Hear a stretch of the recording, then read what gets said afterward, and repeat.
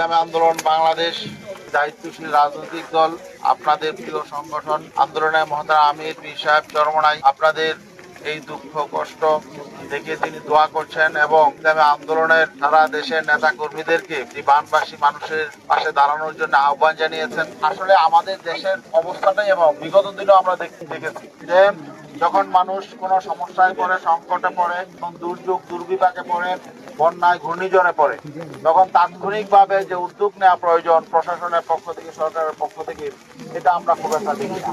ইসলামী আন্দোলনের মহতারাম মহাসচিব মাওলানা কাজী আতাউর রহমান সাহেবরে বাসকালী বাসিরে সাইবেল্লাই ফাটাই আর বিগত 3 দিন পর্যন্ত বাসকালীর বিভিন্ন প্লাবিত এলাকার মধ্যে গিয়ে মানুষের দুর্দশা আরা দেখি এবং মানুষের ঘরবাড়ি বাগি এগোই ইন ব্যাগিন আরা দেখি। আসসালামু আলাইকুম ওয়া রাহমাতুল্লাহি ওয়া বারাকাতুহু। নাহমাদুহু ওয়া নুসাল্লি আলা রাসূলিল কারীম, আম্মা বা'দ। প্রিয় ভাইয়েরা আমার, আজকে কয়েকদিন যাবত অত্র অঞ্চলে ভারী বর্ষণের কারণে আমরা দেখছি যে মানুষ ঘরবন্দি হয়ে গেছে।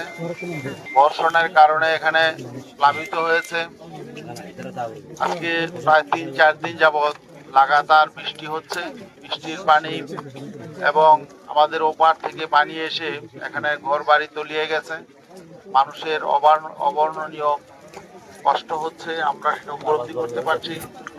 ইসলামী আন্দোলন বাংলাদেশ একটি দায়িত্বশীল রাজনৈতিক দল, আপনাদের প্রিয় সংগঠন আন্দোলনের মহতারাম আমির পীর সাহেব চরমনাই আপনাদের এই দুঃখ কষ্ট দেখে তিনি দোয়া করছেন এবং ইসলামী আন্দোলনের সারা দেশের নেতা কর্মীদেরকে এই বানবাসী মানুষের পাশে দাঁড়ানোর জন্য আহ্বান জানিয়েছেন।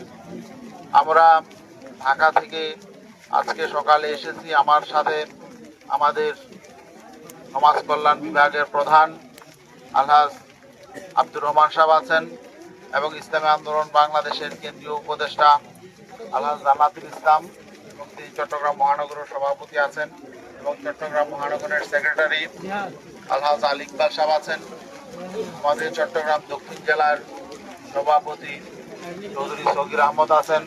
আর আপনাদের অত্র এলাকার প্রিয় মানুষ চট্টগ্রাম দক্ষিণ জেলার সেক্রেটারি এবং এখানে আপনাদের গত নির্বাচনে যিনি আপনাদের পাশে ছিলেন মাওলানা রুহুল্লাহ, তিনিও আছেন। তিনি লাগাতার তার কর্মী বাহিনী নিয়ে এখানে শুরু থেকে আপনাদের পাশে আছেন এবং আপনাদের বিভিন্ন রকম সহযোগিতা করছেন। আমরা আসলে আমাদের সীমিত সাধ্য নিয়ে আমরা সর্বাত্মকভাবে আপনাদের পাশে দাঁড়ানোর জন্য এসেছি। আমরা সামান্য কিছু হাতি আপনাদের হাতে তুলে দেব। বাকি আমরা আমাদের আরও টিম আসবে, আমাদের যুব আন্দোলন, জাতীয় উলামা শাইখ আইম্মা পরিষদ তারাও আসবে এবং বিশেষ করে আমরা বর্তমান সরকারের প্রতি উদ্দেশ্য করে বলবো, আসলে তো মানুষ সরকারের কাছে ক্ষমতা দেয় হলো মানুষের দুঃখ কষ্ট দেখার জন্য, মানুষের পুনর্বাসনের জন্য। সবসময় তো প্রয়োজন হয় না। যখন মানুষ বিপদগ্রস্ত হয়, মানুষকে বিপদ থেকে উদ্ধারের জন্য আসলে সরকারি সহযোগিতা প্রয়োজন হয়। সরকারের বিভিন্ন রিসোর্স থাকে, বিভিন্ন বাহিনী থাকে। মানুষ যখন সমস্যায় পড়ে, সংকটে পড়ে, তখন মানুষকে সহযোগিতার জন্য সরকারকে পাশে থাকতে হয়। কিন্তু দুঃখজনক বিষয় হলো আমরা সরকারের দৃশ্যমান কোনো উদ্যোগ এখনো দেখতে পাচ্ছি না।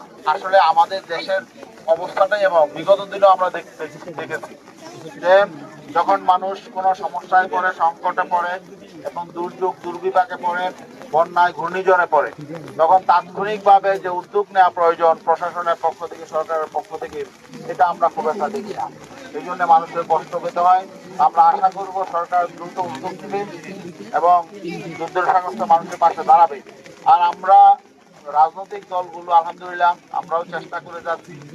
ইসলামী আন্দোলন বাংলাদেশ তার সকল নেতা কর্মীদেরকে নির্দেশ দিয়েছে যাতে মানুষের পাশে দাঁড়ায়, আপনাদের যারা দুঃখ কষ্টে আছেন তাদের পাশে দাঁড়ায় এবং আমরা আল্লাহর কাছে দোয়া করি আল্লাহ যাতে অতি দ্রুত এই সংকট কাটিয়ে নেন। এবং এইটা একটা ধৈর্য, আমরা যদি ধৈর্যের পরীক্ষা উত্তীর্ণ হই, আল্লাহর কাছে এই ফরিয়াদ আমরা করি। আপনাদের পাশে এসে দাঁড়াতে পেরে আমরাও নিজেদেরকে ধন্য মনে করছি। আমরাও গর্বিত যে আমরা আপনাদের পাশে আসতে পারলাম। আসলে আমাদের পক্ষে যতটুকু সম্ভব আমরা করে যাব। আমরা আল্লাহর কাছে দোয়া করি, আপনারাও আমাদের জন্য দোয়া করবেন ভবিষ্যতে যেন আমরা সবাই মিলেমিশে ভালো থাকতে পারি। আল্লাহ যাতে আমাদের সকলের জন্য মঙ্গল করেন।